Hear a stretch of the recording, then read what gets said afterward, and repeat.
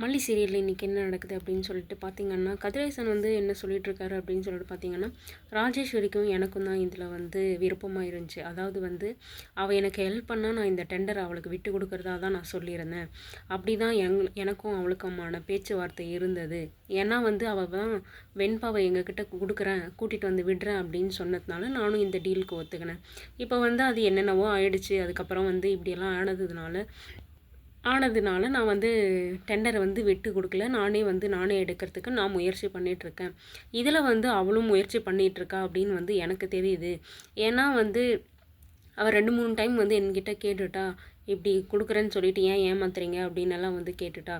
அவள் சொன்னதை செய்யலை, அதனால தான் நானும் வந்து இப்படி பண்ணிகிட்ருக்கேன் அப்படின்றதெல்லாம் வந்து சொல்லிகிட்ருக்காரு கதிரேசன் இருந்துட்டு. கரெக்டு தான், இவங்க வந்து டெண்டரை விட்டு கொடுக்குறேன் அப்படின்னு சொன்னதுனால தான் டீலிங்கை ஒத்துக்கினா ராஜேஸ்வரி வந்துட்டு. இப்போ வந்து அவள் சொன்னதை செய்யாததுனால கதிரேசனும் வந்து வெண்பா நம்மக்கிட்ட வரல அப்படின்னு சொல்லிட்டு டெண்டரை இவரே எடுக்க வந்து எல்லா கொட்டேஷன் எல்லாம் போட்டுட்ருக்காரு. இதுதான் இந்த பிரச்சனை தான் வந்து நானும் அவளும் பேச்சுவார்த்தை இல்லாமல் இருக்கோம் அப்படின்னு வந்து கதிரேசன் சொல்லிகிட்ருக்காரு. இப்போ வந்து புரியும், ஒரு வேளை டெண்டருக்காக தான் இவளை வந்து கடத்தி வச்சுருக்காளோ, கடத்தி வச்சு நம்மக்கிட்ட பேசுகிறதுக்காக வந்து ரேணுகாவை கடத்தி வச்சுருக்காங்களோ அப்படின்றதெல்லாம் வந்து கடத்துனாங்க அப்படின்னு வந்து கதிரேசன் வந்து எல்லாருக்கிட்டையும் சொல்லிகிட்ருக்காரு. ஆனால் வந்து இது வந்து மல்லி வந்து நம்பவே இல்லை. ஏன்னா வந்து ஒரு டெண்டருக்காக அதுவும் இவங்களை கடத்துவாங்களா அப்படின்றது வந்து சந்தேகமான விஷயந்தான் அப்படின்னு சொல்லிட்டு. ஆனால் விஜய் வந்து போய் கேட்டபோது அவள் இல்லை அப்படின்னு சொல்லிட்டா. எனக்கு ரேணுகா என்ன ஆனான்னே தெரியாது அப்படின்னு சொல்லிட்டு. ராஜேஸ்வரி என்னதான் இருந்தாலும் இப்படி பண்ணியிருப்பாங்களா இல்லையா அப்படின்றது வந்து ஒரு டவுட்டு தான். ஏன்னா வந்து திருடினது ஒரு ஆள், பழி போடுறது இன்னொரு ஆள் மேலே இருந்தால் எப்படி இருக்க சொல்லுங்கள். எல்லா பதிலை வந்து பக்கத்துலேயே வச்சுட்டு வந்து இவங்க வந்து மற்ற இடத்துல வந்து தேடிட்டுருக்காங்க. அப்படி வந்து ரேணுகாவை கூடயே வச்சுட்டு யாராக இருக்கும், இந்த பிரச்சனைக்கு யாராக இருக்கும் அப்படின்னு சொல்லிட்டு பக்கம் தேடிட்டு இருந்தால் எப்படி உங்களுக்கு பதில் கிடைக்கும் சொல்லுங்கள். மல்லி தான் வந்து இதுக்கு ஒரு தீர்வு கண்டுபிடிக்கணும். ஏன்னா வந்து மல்லி வந்து யோசிக்கலாம், இங்கே நடந்தது வேறு, ஆனால் வந்து ரேணுகா வந்து விஜய்கிட்டையும் கதிரேசன் கிட்டதும் சொன்னது வேறு. என்னை அடித்ததே இவங்கக்கிட்ட தான் கட்டை இருந்தது, ரேணுகா அக்கா கிட்ட தான் கட்டை இருந்தது. ஆனால் வந்து உடனே மாற்றி சொல்கிறாங்களே, இதை நம்புறதா இல்லையா அப்படின்ற வந்து தீவிர குழப்பம் வந்து மல்லிக்கு வந்து வருது.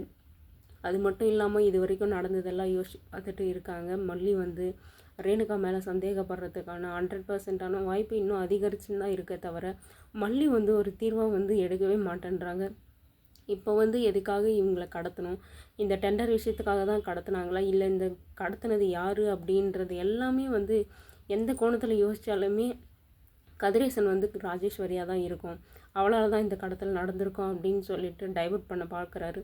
ஆனால் கண்டிப்பாக கிடையாது, அது ராஜேஸ்வரி இல்லை. இன்னும் கொஞ்சம் நல்லா யோசிங்க. ஏன்னா வந்து இப்படியே விட்டுட்டிங்களன்னா விஜய்க்கு தான் ஆபத்தாக வந்து முடியும். ஏன்னா வந்து ரகு இங்கே என்ன பண்ணிகிட்ருக்காரு அப்படின்னு சொல்லிட்டு பார்த்தீங்கன்னா, என்னோட இந்த நிலைமைக்கு காரணம் இந்த விஜய் தான், இவனை நான் பழி வாங்கணும், அதுக்காக தான் நான் வந்து சுடரை வந்து ரேணுகாவாக நான் அந்த வீட்டுக்கே அனுப்பிச்சிருக்கேன். ஆனால் அவள் அதை தவிர்த்து எல்லாமே பண்ணிகிட்ருக்கா.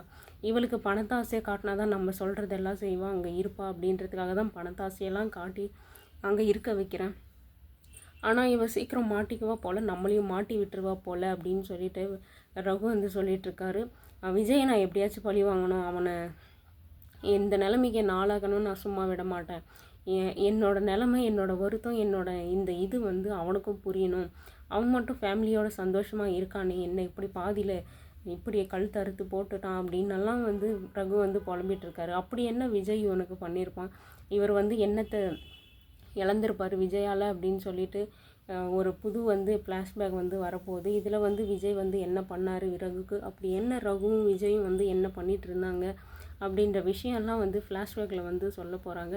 அது மட்டும் இல்லாமல் ரகு வந்து பக்கா பிளான் போட்டு இவ்வளோ நாள் வந்து மறைமுகமாக பணத்துக்காக வந்திருக்காங்க. ஏதோ வந்து எதிர்ச்சா ரேணுகா வந்தால் எதிர்ச்சா வந்து இவங்க வீட்டுக்கு கூட்டின்னு வந்துட்டாங்க அப்படின்னு சொல்லிட்டு நம்ம நினச்சிட்டு இருந்தா அதுதான் கிடையாது. இது எல்லாத்துக்குமே காரணம் ரகு தான் வந்து வாண்டடாக வந்து ரேணுகாவை தேடி கண்டுபிடிச்சி ரேணுகா மாதிரி இருக்கிறவங்கள கண்டுபிடிச்சி வேணும்ன்ட்டே வந்து விஜய்கிட்ட வந்து சேர்த்து வந்து விட்டுருக்காரு. எதுக்காக அப்படின்னா விஜயை பழி வாங்குற ஒரே நோக்கத்தில் மட்டும்தான் வந்து இப்படி பண்ணிகிட்ருக்காரு.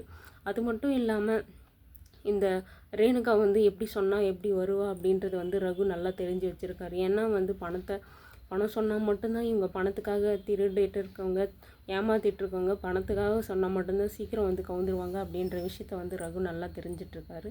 இப்போ என்ன நடக்க போகுது அப்படின்னா, இந்த ஃப்ளாஷ்பேக்கில் என்ன கதை வரப்போகுது அப்படின்னு சொல்லிட்டு தான் நம்ம வெயிட் பண்ணி பார்த்துட்ருக்கோம். பார்க்கலாம் என்ன நடக்குது அப்படின்னு சொல்லிட்டு.